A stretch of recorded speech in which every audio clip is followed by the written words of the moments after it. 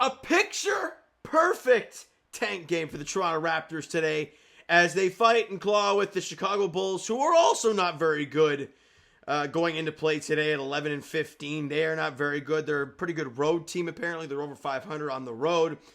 And the Raptors are around 500 on home court. Now, obviously, no Scotty Barnes, no IQ, guys like that. But they didn't have Zach LaVine. So this was going to be a very interesting ball game. And you saw some positive signs, right? RJ dropped 32, 5 and 9. Grady dropped 25 and had a really good second half. Ochai dropped in 15. Jamal Shed showed you some really good stuff in that fourth quarter. But you lose by one. Now, one, right? Jamal Shed kind of fired one at the buzzer and it went in for a 3 to make it a 1-point game, but it was over anyways. And you lose 122-121 to the Chicago Bulls. The Raptors have now lost 5 consecutive games. They are 7-20 on the season. Look, this is one of those games where if you're on Team Tank, which I'm back on, like I'm not sugarcoating it, with Scotty Barnes and IQ still out and guys like that, and you're 7-20, like let's just rip the Band-Aid off. It is what it is. Perfect. Absolutely perfect, right? You're down after one quarter of play, 33-25. It's not looking great. Second quarter, though, Raptors fight back, and you're only down by, only down by 3. I think it was 53-50 at the break. So you're right there.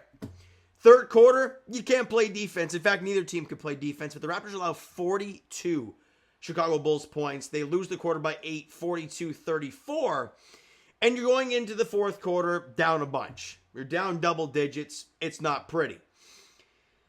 But the Raptors fight. They claw. Jamal Shed, what was his plus minus? Because he only played 12 minutes, and I believe most of that was in the fourth quarter. He was a plus 10. He was a plus 10 while he was on the floor. I thought he was really, really good in the minimal minutes that he got to play. Raptors do in that fourth quarter 37-27, but unfortunately, or fortunately, depending how you're looking at it, lose this game 122-121. Now, there are some negative factors, like Jakob Poeltl left the game, was it in the third quarter, or was it early fourth quarter? Something like that, as he slipped.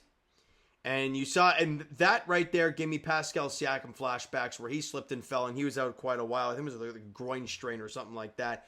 Jakob did get up. He did walk to the locker room. We'll see. I don't know. Another guy going down for the Toronto Raptors is pretty wild stuff. But Jonathan Mogbo stepped in and did a good job. You know, gave you great energy, 4 points, 4 boards. Didn't do a whole lot in the 27 minutes of work, but just constant energy. He was a plus 8 in the 27 minutes that he played. It tells you the way he played the game today, right? You know, offensively, he's not going to wow you right now, but the energy, and that is something, and it's something you can't teach. If a guy just has a motor like that, if you've ever watched my Blue Jays videos, and you go back to the 2019 or the miserable years for this team, for the Jays, I said about Teoscar Hernandez, you can't teach a good arm, and you can't teach power. Like, you either have it or you don't. And look at the hitter he's turned into once he figured out plate discipline and this and that. For a guy like Mogbo, you have that motor. You have that strength. You have the physicality. You have the mindset on the glass. To me, you can't just teach a guy. Other things, yeah, shooting 3, working on the offense. Those are things you can build on his game. Now, will he be some great offensive player? No, of course not. I don't think that's going to be the case, but he'll be better than what he is now. And I think right now he's just giving you a lot of energy, and it's nice to see from the rookie. Ochai Agbaji, 15 points, 3 boards, on 6 of 10 shooting, 2 of 4 from the line, was 1 of 5 from 3. Tough night shooting for Ochai, -5 on the floor. Jakob Poeltl, before he left the game, did have a tough game, though. 6 points, 5 rebounds, 3 assists on 3 of 7 shooting. It was a -7. RJ Barrett, guys, easily the MVP in this basketball game. Him and Grady really led the charge, more particular the second half offensively. But RJ all game long, 32 points, 5 boards, 9 assists, 11 of 24 shooting. So a little bit low there, but again, still pretty damn good. 8 of 9 from the line, was 2 of 4 from 3, had a steal, 2 blocks, did turn the ball over 6 times. That's something that he continues to have to work on, right? But a +1 in the 37 minutes that he played, you'll take that. And Grady Dick, around the same.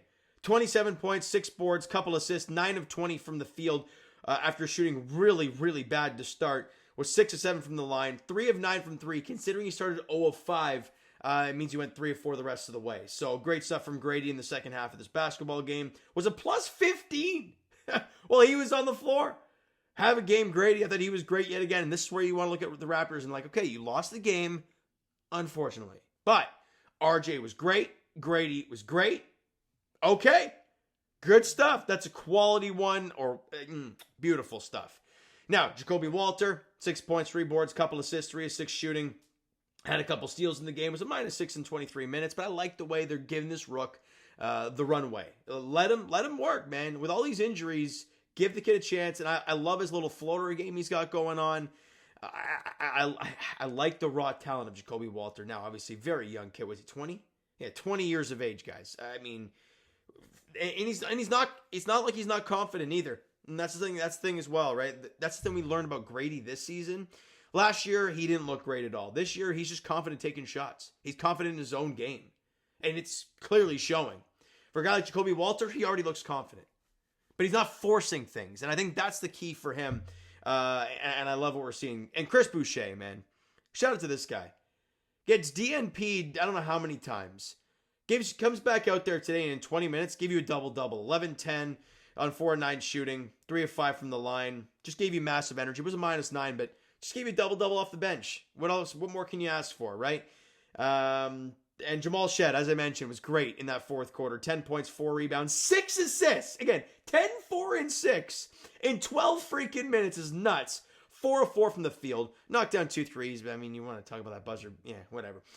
Did have a steal in the ball game, and as I mentioned, was a +10 while he was out there on the floor. So a great game for Jamal Shed in the minimal minutes. He played for the 905, was it yesterday, and had a double-double. So again, the rookie getting some runway, seeing what he's got. I like what we're seeing from Jamal Shed in the early goings with the Raptors here. Now, as I've said, the important thing for the tank-wise, you lose this basketball game, right? You're 7-20 now on the season, and I think the schedule gets quite tough moving forward. You get the Brooklyn Nets coming up next on Thursday at home.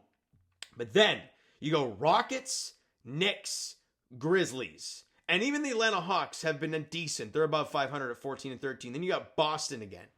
So it's going to be an interesting stretch for the Toronto Raptors where I hate to say it like this, but you can pile up the losses and I don't know. We'll see how it goes. I can't cheer for this team to lose, but when they lose, it's like, that's not a bad thing. So I'm just going to leave it at that. The next game, like I mentioned, for the Raptors is on Thursday, December 19th, where they host the Brooklyn Nets at Scotiabank Arena. It's a 7:30 tip-off on Thursday, all right? So you know what, guys? That is going to do it for this one. If you enjoyed the video and more or less this game today, hit that like button. I do appreciate it. Hit the subscribe button. You guys not done so already. Comment down below your thoughts on the video, thoughts on the game. Would you like, would you not like from today's game? For the Toronto Raptors, Twitter, Discord, Instagram, TikTok, all that stuff is down below, so follow up there if you haven't done so already. And I will talk to you guys Leafs edition, not tomorrow, Wednesday, as they're in Dallas, taking on the Stars at 7:30.